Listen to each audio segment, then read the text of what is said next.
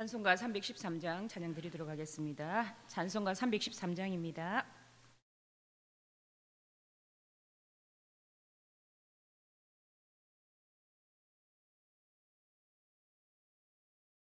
내 임금 예수 내 주여, 이 죄인을 주님 앞에 한없는 간에 받고서 내 생명 모두 드리오니 그 풍성하신 은총을 주 내게 내려주소서.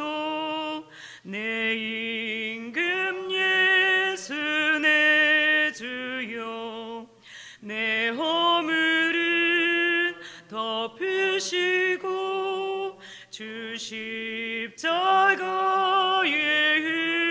흘리신 그 피를 믿는 마음 보사 내 중한 죄를 사하여 참 평안한 맘 주소서.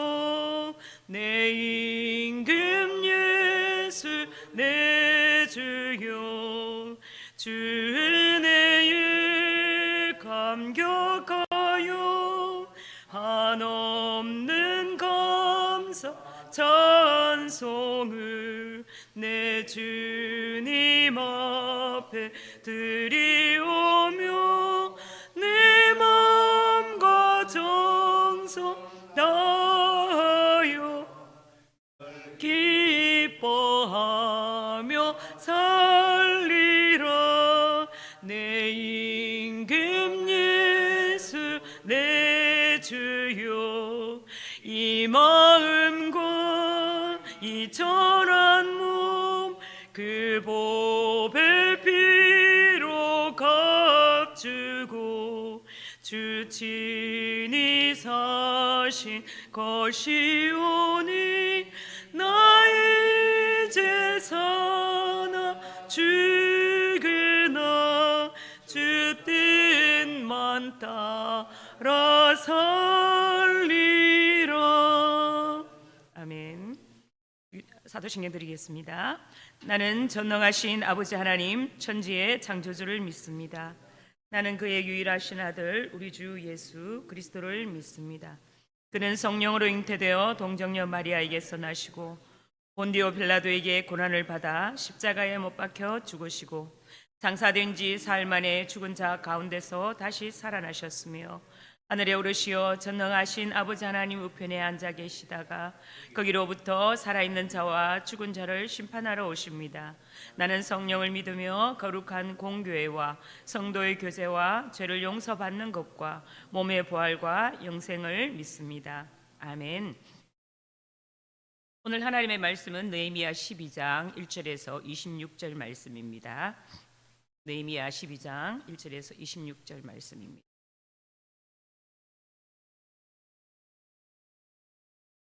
한 절씩 교독하도록 하겠습니다.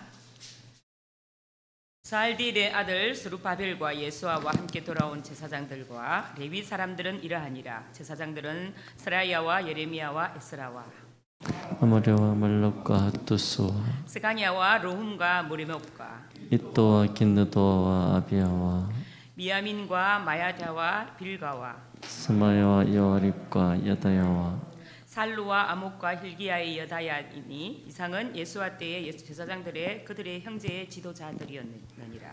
네 사람들은 예수아와 빈노이와 감미엘과 세리베와 유다와 마따냐니 이 마따냐는 그의 형제와 함께 찬송하는 일을 맡았고 또 그들의 형제 박보갸와 운노는 직무를 따라 그들의 맞은편에 있으며 예수아는 요아김을 낳고 요야김은 엘리야십을 낳고 엘리야십은 요야다를 낳고 요야다는 요나단을 낳고 요나단은 얏도아를 낳았느니라.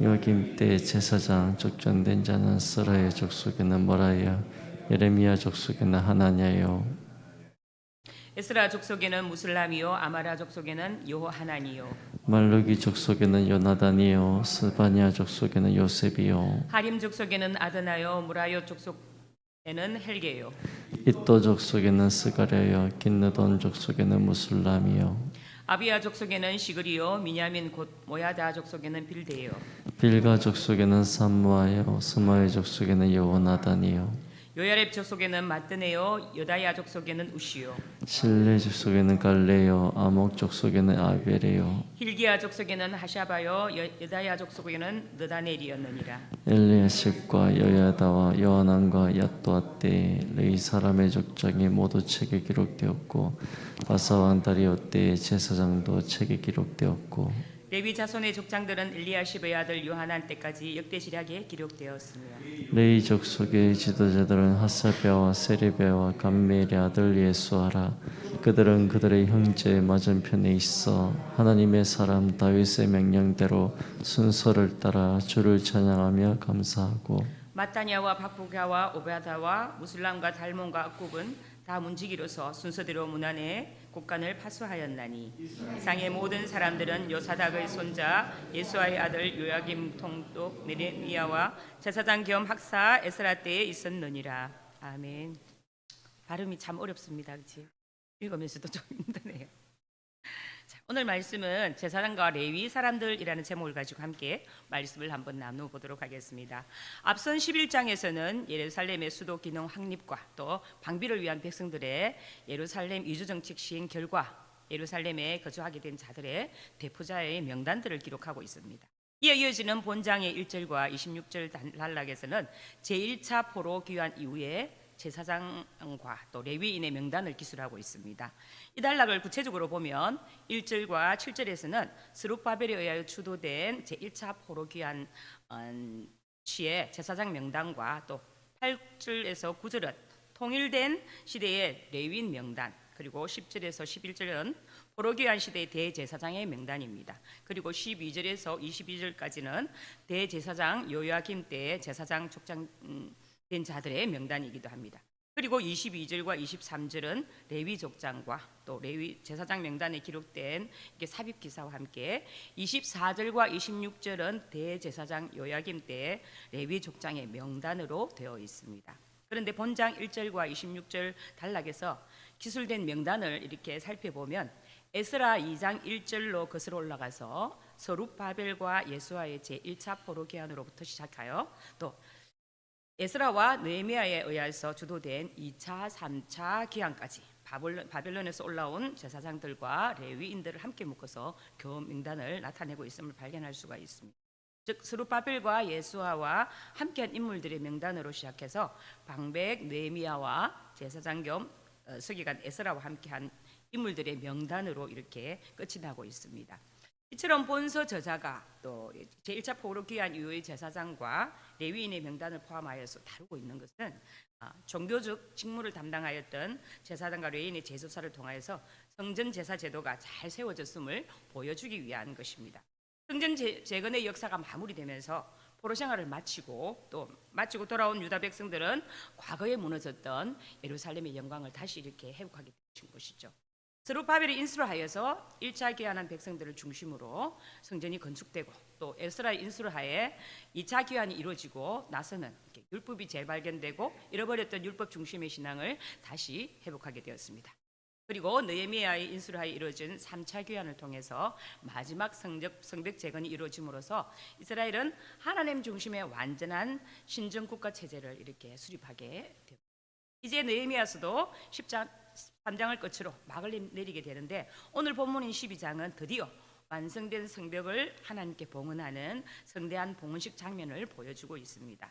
1절 말씀을 보면 살디엘의 아들 스룹바벨과 예수아와 함께 돌아온 제사장들과 레위 사람들은 이러하니라. 제사장들은 스라야와 예레미야와 에스라와 여기서 눈여겨볼 단어가 하나 있는데요, 함께 돌아온 제사장들과 레위 사람들이라고 표현합니다. 1차는 이들은 1차 포로 귀환민들입니다. 그리고 그들은 바벨론에서 태어나고 자란 사람들이죠. 그들은 예루살렘보다 오히려 바벨론이 모든 것이 더 편할 것입니다. 언어나 문화나 이런 습관들은 바벨론에 자기들의 삶이 다 최적화되어 있었던 사람들이죠. 지금으로 따지면 이민자 1.5세대, 2세대 정도 되는 사람들입니다. 이들은 더 두려움이 있었을 것입니다. 성전도 없는 상황입니다. 12장 44절에서 11조 제도를 확립하는 것에 있어 알 수 있듯이 먹고 살 일이 막막합니다. 생계에 대한 불안과 두려움도 있었을 것입니다. 그럼에도 불구하고 1절에서와 같이 그들은 두려움과 고난의 땅인 이 예루살렘으로 돌아오게 된 것입니다. 왜 돌아왔을까요? 그들은 하나님의 말씀을 믿었기 때문입니다. 역대하 36장 21절에서 23절 말씀을 보면 이렇게 말씀을 합니다. 이에 토지가 황폐하여 땅이 안식년을 누림같이 안식하여 70년을 지냈으니 여호와께서 예레미야의 입으로 하신 말씀이 이루어졌더라. 바사의 고레스 왕 원년에 여호와께서 예레미야의 입으로 하신 말씀을 이루시려고 여호와께서 바사의 고레스 왕의 마음을 감동시키심에 그가 온 나라에 공포도 하고 소수도 내려 이르되 바사 왕 고레스가 이같이 말하노니 하늘의 신 여호와께서 세상 만국을 내게 주셨고 나에게 명령하여 유다 예루살렘에 성전을 건축하라 하셨나니 너희 중에 그의 백성된 자는 다 올라갈지어다 너희 하나님 여호와께서 함께 하시기를 원하노라 하였더라. 이렇게 말씀합니다. 또 예레미야서 31장 31절에서 33절 말씀을 보면 여호와의 말씀이니라 보라 날이 이르리니 내가 이스라엘 집과 유다 집에 새 언약을 맺으리라. 그러나 그날 후에 내가 이스라엘 집과 맺을 언약은 이러하니 곧 내가 나의 법을 그들의 속에 두며 그들의 마음에 기록하여 나는 그들의 하나님이 되고 그들은 내 백성이 될 것이라. 여호와의 말씀이니라 라고 이렇게 예레미야서에서 말씀을 합니다. 예레미야를 통하여 말씀하신 하나님의 말씀이 포로 생활 70년이 되었을 때 고레스 왕을 통해서 성취되는 것을 보고 그들은 가지 않을 수 없었을 것입니다. 새 언약을 맺어 하나님이 우리의 하나님이 되시고 또 우리는 하나님의 백성이 되리라는 그 언약을 그들은 믿었기 때문입니다. 이스라엘 자손들은 본장에서 기술된 바와 같이 제사장과 레위인들 조직 정비를 통해서 성전 제사 제도를 다시 세움으로써 하나님의 백성으로서 자신들의 정체성, 즉 하나님과의 관계 속에서 자신들의 정체성을 이렇게 회복하였던 것입니다.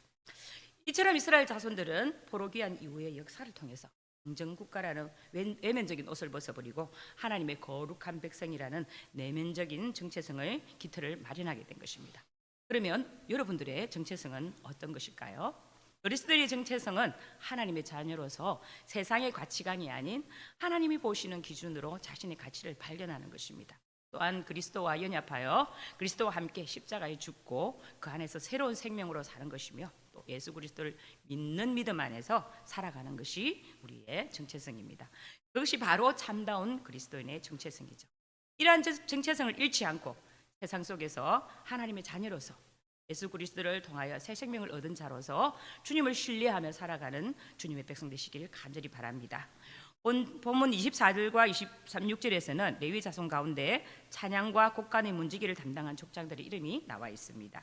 그런데 이들의 직무가 하나님의 사람 다윗의 명한대로 순서를 따라 한 것이라고 24절에서 이렇게 밝히고 있습니다.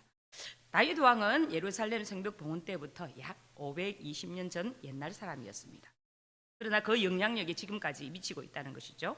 여기서 우리는 위대한 인물의 영향력이 얼마나 오랫동안 사람들의 마음속에 살아있는가를 알게 할 뿐 아니라 또 다윗 왕국에 대한 유다 백성들의 간절한 이런 향수를 엿볼 수가 있습니다.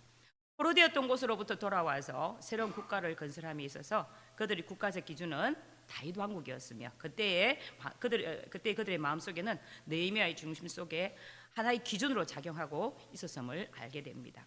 그들은 성벽과 성전을 재건하고 옛날 위대했던 다윗 왕국 때의 성전 예배 때 버금가는 훌륭한 찬양대를 구성하고 또 성전 곡간 문지기를 두게 됩니다. 찬양과 감사 그리고 성전의 모든 보화를 지키는 직무는 하나님 경배하는 모든 곳, 모든 사람에게 주어지는 임무가 되었습니다.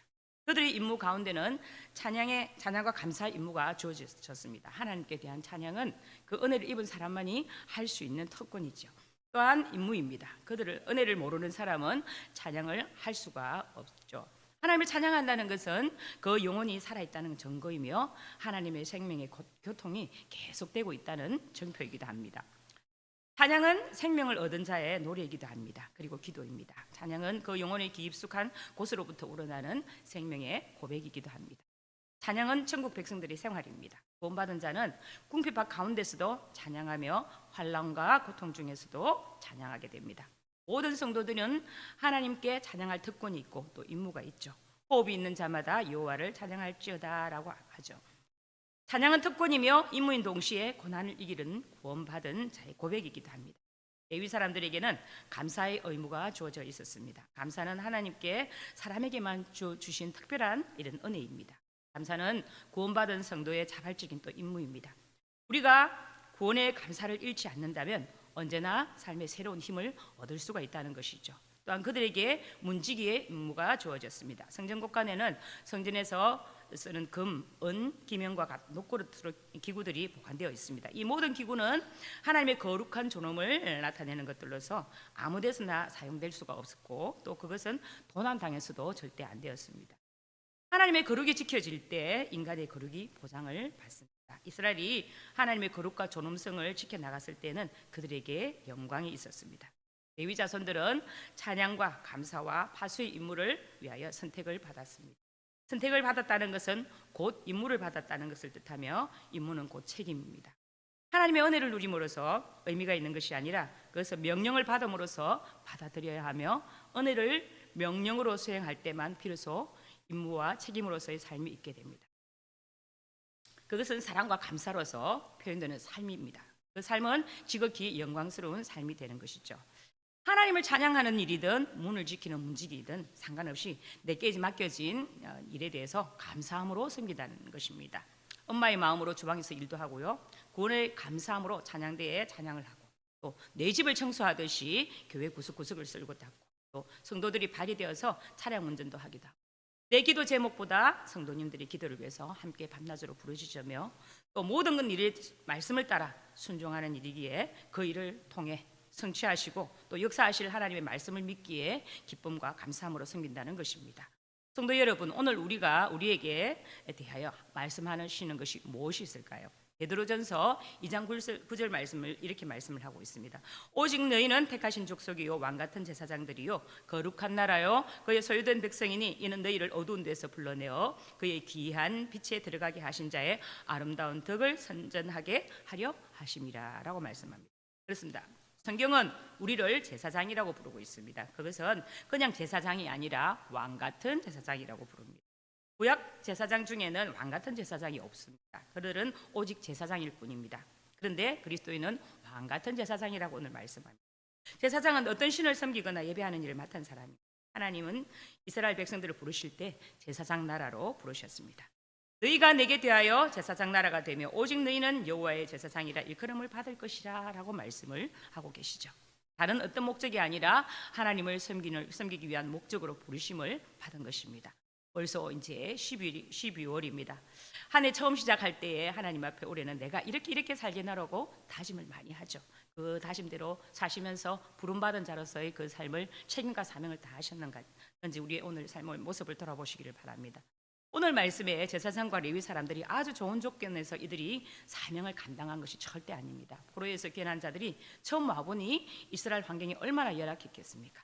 그럼에도 그들은 기쁨과 감사로 하나님을 섬기며 성전의 직분을 감당하였습니다. 오늘 제사장과 레위 사람들처럼 하나님께서 오늘 우리에게 부르실 때 분명히 직분과 사명을 맡겨주셨습니다. 그 부름에 이렇게 노가 아니라 예스라고 어떤 것을 맡겨주실지라도 기쁨으로 감당하겠다고 하는 믿음의 다짐이 있으면 좋겠습니다. 내가 먼저 솔선수범해서 내가 가지고 있는 달란트 아낌없이 주를 위해 사용하시기를 원합니다. 내게 귀한 일을 맡겨주신다니 이 어찌 감사하지 않을 수 있겠습니까? 라는 고백이 흘러나와서 삼성교회 어느 곳에든 사람이 없어서 일을 못한다는 이야기가 나오지 않았으면 좋겠습니다. 그리하여서 하나님이 기쁨이 되시고 신앙의 기쁨과 감사를 회복하는 영광스럽고 복된 성도들 되시기를 주님의 이름으로 축복합니다. 기도하겠습니다. 귀하신 하나님, 오늘도 말씀 앞에 우리를 세워주시니 참 감사합니다. 말씀을 돌아보니 아버지 하나님이여 참으로 저들에게 많은 어려움과 고통 속에서도 저들의 직분과 사명과 책임을 다하여 그 사명을 감당하였습니다. 오늘도 우리를 부르셨습니다. 우리는 선택받은 자들입니다. 왕같은 제사장으로 우리를 부르셨는데 하나님, 우리의 삶을 돌아보면 주님 앞에 아직도 부족한 것이 너무 많고 연약한 모습을 너무나 많이 가지고 있습니다. 그럼에도 불구하고 우리에게 맡겨주신 귀한 사명, 부르신 그 하나님의 그 뜻을 행하여 기도하며 믿음으로 한 걸음 한 걸음 나아가기를 간절히 소망합니다.